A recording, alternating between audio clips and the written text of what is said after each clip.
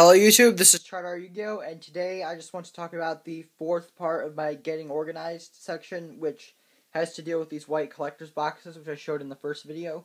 Now, this is how I move my commons and rares and how I get value from them, because most people that I've seen just leave their commons and rares just sitting around in tins everywhere, which aren't really getting you anything and aren't really working for you, or really accomplishing much of anything. Now, this is completely preference-based, really. You don't even have to use these white boxes, they're just what I choose to use. You can use tins, you can use these deck boxes, which don't hold very much, but they're still a very good way to sort things. Magic the Gathering has the Deck Builder's Toolkit boxes, which are very durable. And these are very nice to have, especially if you play Magic the Gathering. It's actually a pretty good buy, I think. Or you can even use just shipping boxes that you get from the post office. But personally, I like these white boxes, and why I do is, first off, they're very easy to draw on if you want to price them somehow. Then they're fitted to the cards, so I don't think the cards get as damaged as they would if they were in a tin or something else. Now, what most people think of would be 25-cent rares, 10-cent commons, and I don't think that works very well. Maybe not most people would think that, but I think that's a pretty bad idea. Basically, I just price things based on what I believe I can move them for. And for the 10-cent one, this is the absolute minimum value of a card that I would sell. And this I just put, just generally completely unplayable stuff, or just stuff that doesn't see any play at all. So you can just kind of get the idea just looking through this here.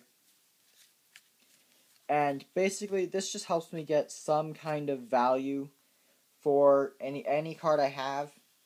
And over here in the 25-cent box, I just put somewhat more playable stuff, I guess.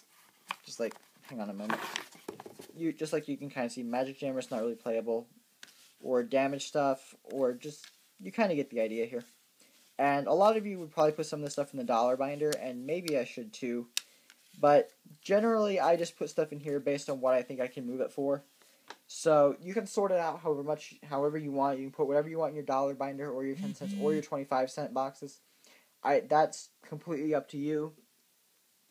Now, some things about selling from these. I always insist on cash only from these for several reasons. One, as with the dollar binder, these are very, very low value cards that I don't think are really worth the time taken to negotiate a trade with them. Most people, were you trying to trade for these, would try and offer like, okay, here's a really crappy common for your really crappy common.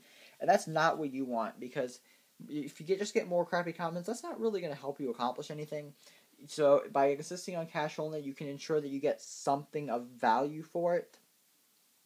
Now, an issue that's very common is make sure that you carry enough dimes and nickels with you when you're selling from these at locals or wherever you decide to sell these, because I actually lost sales sometimes because the people only wanted 3 or 4 cards from me or something like that, and I couldn't make change for them. So I ended up losing a sale like that. Or you can insist that people buy it out of the 10 cents in multiples of 10 or multiples of 5 or something like that. But I think that's fairly limiting and kind of unfair to the customer, because you're forcing them to buy more stuff that they don't really need. You might get more money for that, but you might also just frustrate people and make them not want to buy from you, which isn't what you want at all. So generally, I insist on cash only out of these, just like I do with the dollar binder, and mainly for the same reasons. Now, these white boxes are not as durable. You have to be a little more careful carrying them around to the locals and stuff. But overall, I think they work very well.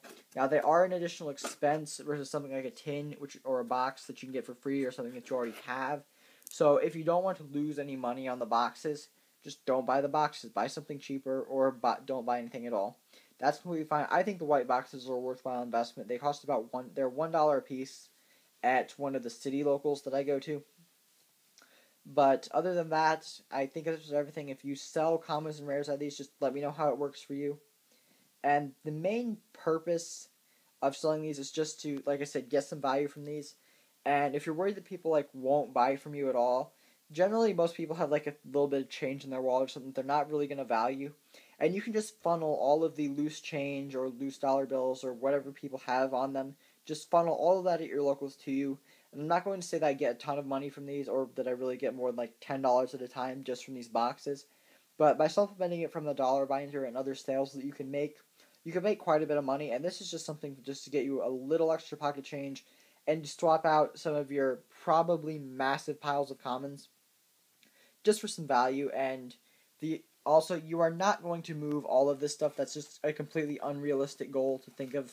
You're not going to sell everything unless you all sell it in bulk to Troll and Toad, which might be what I'll do if I decide to get out of this. But for right now, selling these, I would get 1.2 or 1.5 or 1.7 cents per common or so versus 10 cents selling at locals. So I get 5 to 10 times more selling these things at locals than I would selling them to Troll and Toad, which is actually a pretty good deal in my eyes, I think. So I think it's worthwhile. It's a little time consuming to store them, so that might not be worthwhile to you. But overall, this is just another way that I make a little extra money at locals. So just let me know what you think of this. If you have any suggestions or comments below, make sure to make them, and peace out, YouTube.